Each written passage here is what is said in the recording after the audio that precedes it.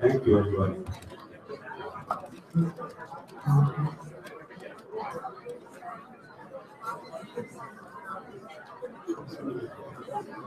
Welcome, everybody, once again. Please take your seats. The program is about to begin. There will be a dessert table opening up at the end of the program. Just stand by. Be patient. Thank you. I happen to know that MCs open up in a variety of ways. So I was trying to figure out how best to open up the program tonight. And I thought maybe a good joke with this kind of cracking. But let's be real for a moment. This is the 90th dinner. That means 89 people have stood here before me opening up this very dinner. The likelihood of me finding a joke that was clean, funny, not offensive, not too off color, yet original was looking like an unlikely task. I figured maybe we'll open up with a story tonight, but as you know, Rabbi Takea, from his weekly sermons, he is the storyteller in chief. Who am I going up against? Let's be realistic for a moment.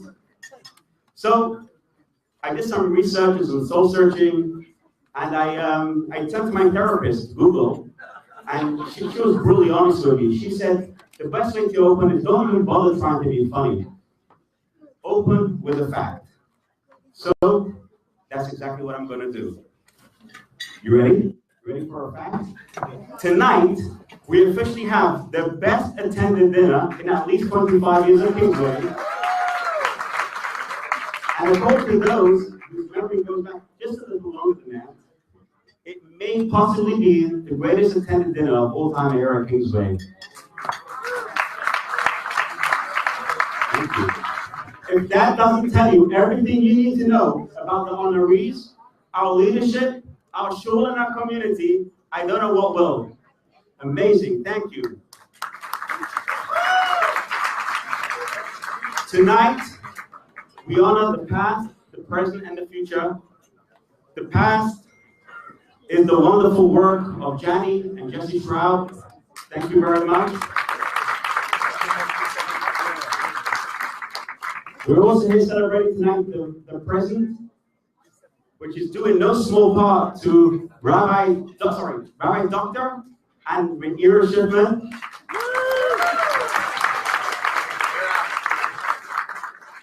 We're also here tonight celebrating the future, which has been made a little bit more promising through the generosity of the Moss family.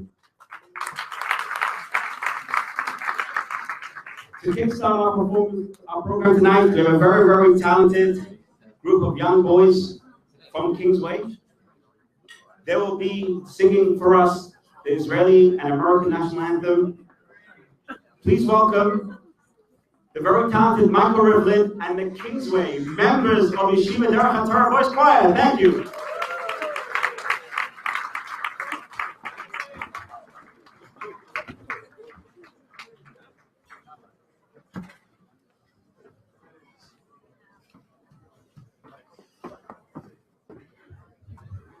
Everybody please stand up for the national anthem. Thank you.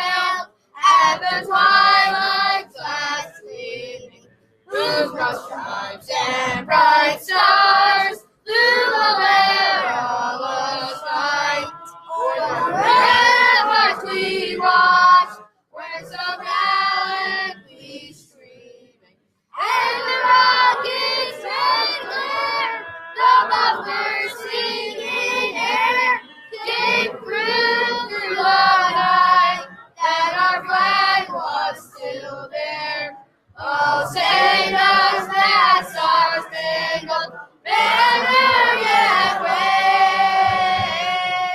for the land of the free and the home of the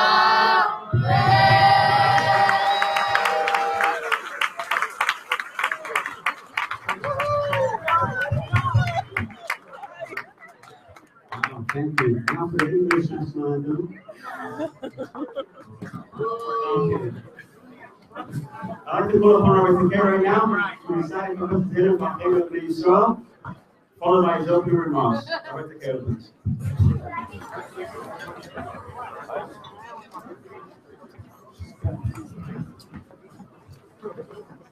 Good evening. We're going to begin with the recitation of a Tehillim, so please rise. There are sheets on your table. We'll recite the two Tehillim together. Please let's have in mind all those who need a Yeshua, a Refuah, peace in Israel.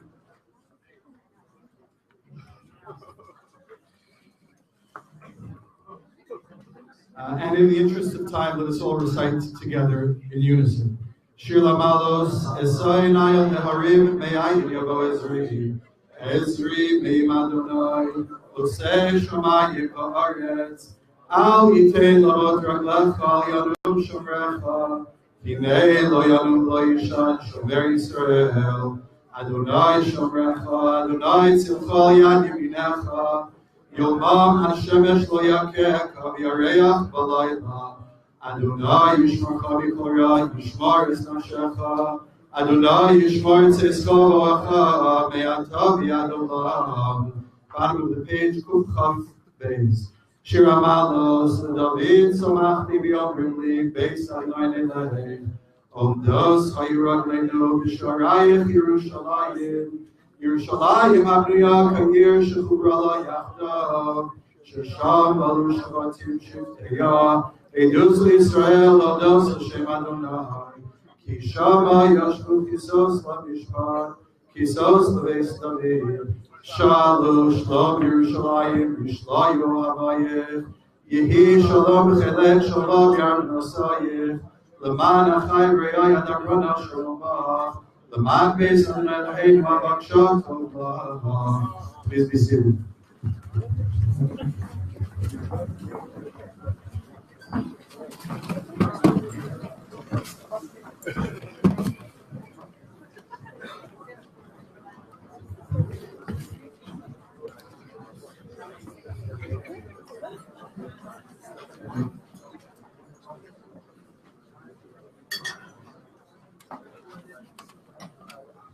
I'd like to begin our program this evening by acknowledging all of those of you who have made it your business to be here tonight and been able to attend in recognition of all of our honorees, and really in recognition for this wonderful milestone of 90 years of Kingsway Jewish Center, the Kingsway Jewish Center community, the Kingsway family.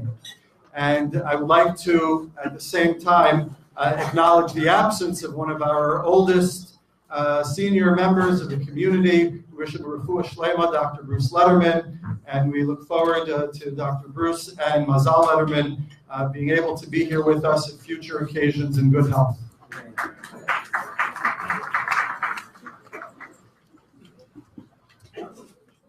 So a man goes to a doctor and he says, that's how it starts always, just to keep things serious. In light of being at a shul dinner, he says, I'm depressed. He says, life seems harsh and cruel. I feel all alone in this very threatening world. And the doctor says, no problem. I have the perfect treatment. It's simple. There is a great clown that's going to be in town this evening. The great clown, Grimaldi. Famous clown. Patient looks at him somewhat inquisitively, and he says, you know Grimaldi, the creator of the character Joey. Colorful, outrageous clothing, specializes in classic physical tricks. He's in town tonight. Go see him, and that should pick you up. The man looks at him, and he bursts into tears, and he says, but Doc, I am Grimaldi.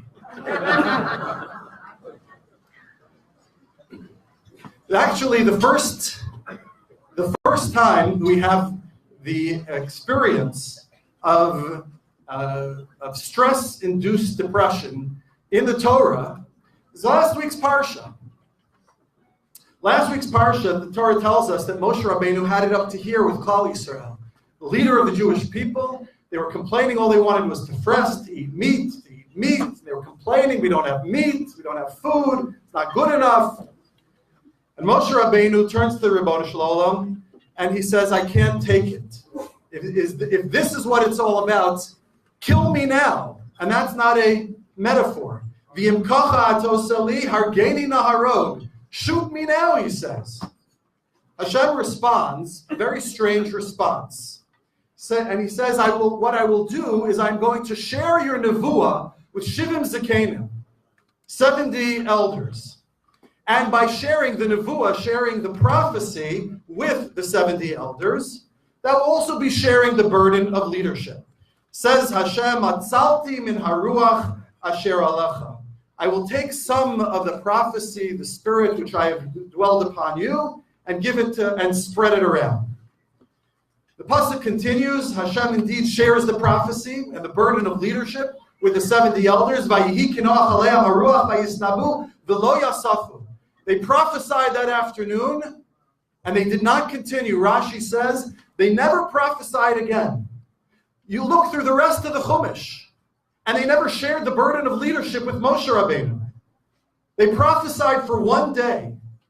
So what exactly did HaKadosh Baruch Hu do to help Moshe Rabbeinu in this stress-induced depression? To answer this question, I would like to share with you a story, which is a true story. The story goes as follows. In 1903, the fifth Lubavitcher Rebbe, known as the Rebbe Rashab, Shalom Ber, was feeling somewhat depressed. I don't know if it's clinical depression, but he was depressed. After 20 years of leading his Hasidim, he felt that he really had accomplished nothing. He decided to take a trip to the big city, to Vienna, where he would meet a world-renowned physician who could possibly help him. He felt all these years leading the people, he had not perfected one midah, he had not become a better, a more refined soul. What had he done? What had he accomplished over the course of his leadership? The physician whom he met was none other than, I see you heard this one, Dr. Sigmund Freud. Over the course of the 3 months, the Rebbe and Freud met, and at the conclusion, he returned home cured of his malaise and his sadness apparently cured.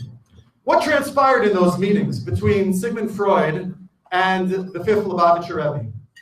How extraordinary, actually, that the Rebbe sought help from a mental health professional.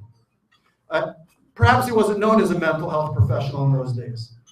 Apparently, in these sessions, the two discussed much about one of Rabbi Schiffman's favorite topics, the connection between the mind and the heart, the intellect and the emotion, the influence that emotions have on the intellect, and the influence that the intellect have on emotions. And Freud came at it from a psychological perspective, and the Lubavitcher Rebbe came from it from a mystical, spiritual, Hasidic perspective. And by all accounts, Freud shared, and there are not a lot of accounts, but at least the Rebbe's son, who then popularized and publicized the content of some of these meetings, that Freud shared the following two pieces of advice to the Lubavitcher Rebbe. One, he said, the mind grasps what the heart cannot endure, which I think means that when our emotional capacity has been soaked and we have no more room to process our emotions, our mind can still absorb and be impacted.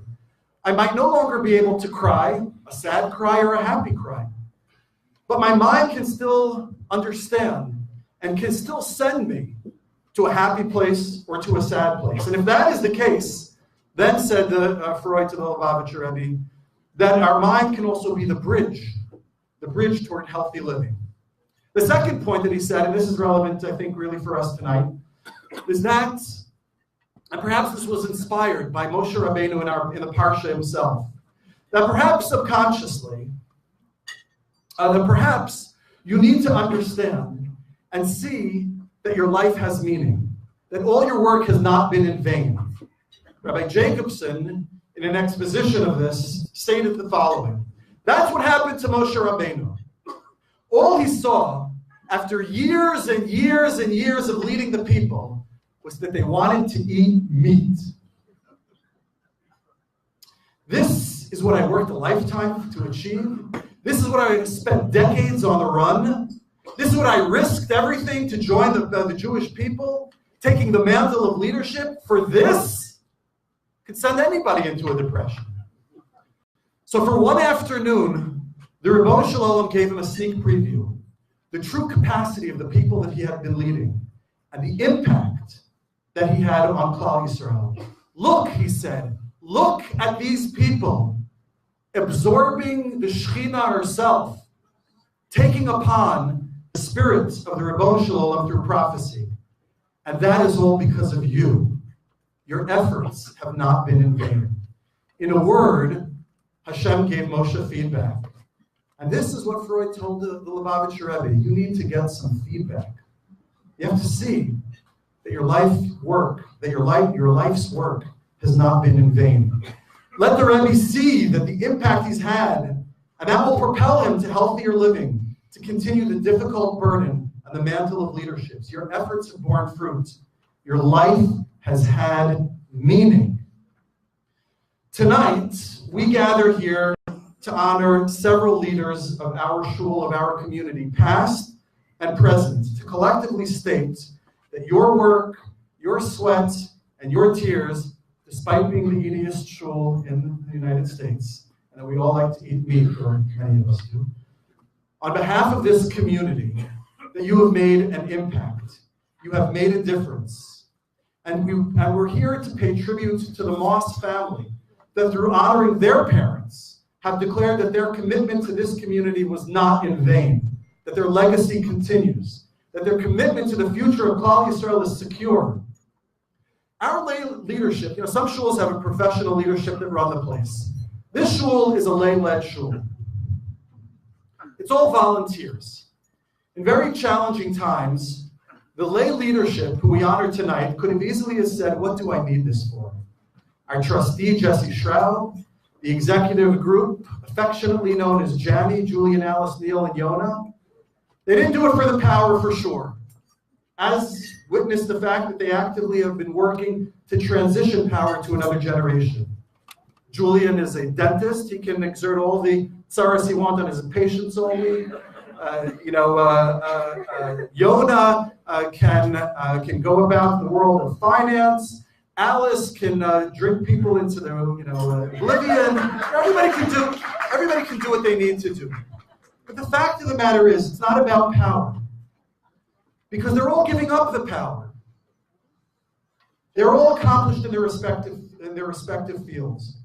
When the calls came at very difficult times in the years past, we can't make payroll this week, or the boiler bust and we don't have any money to cover it, or we have to lay off employees. Who wants to do that? Not even getting paid for it.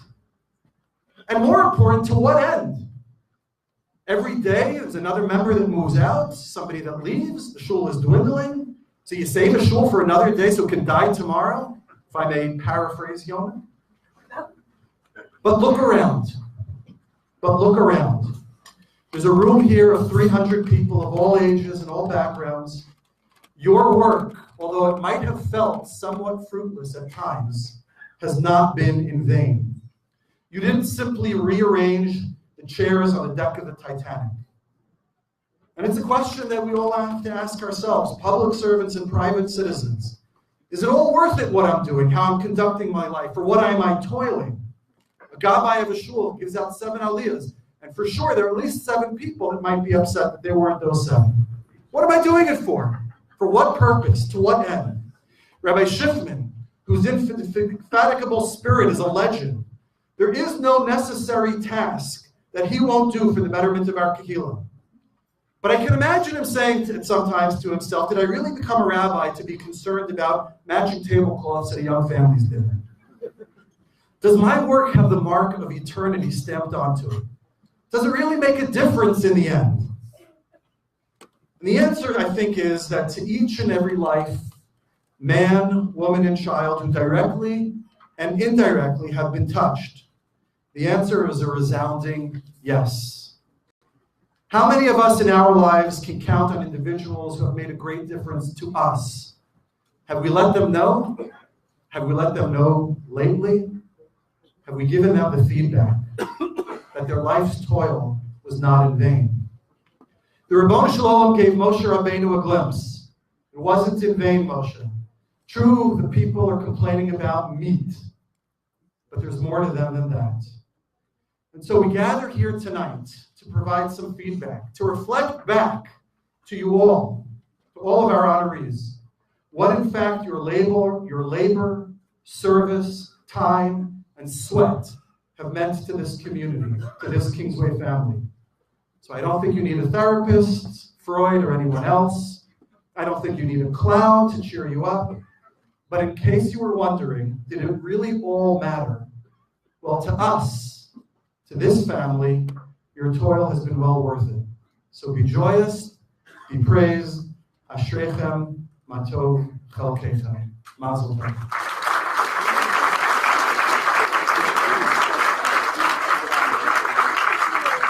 And I'd like to call upon Jeff Ruck. I'm sorry, it's on. Sorry. We're both, come, as you will. Anybody else who wants to come up can come up as well. It's an open mic night.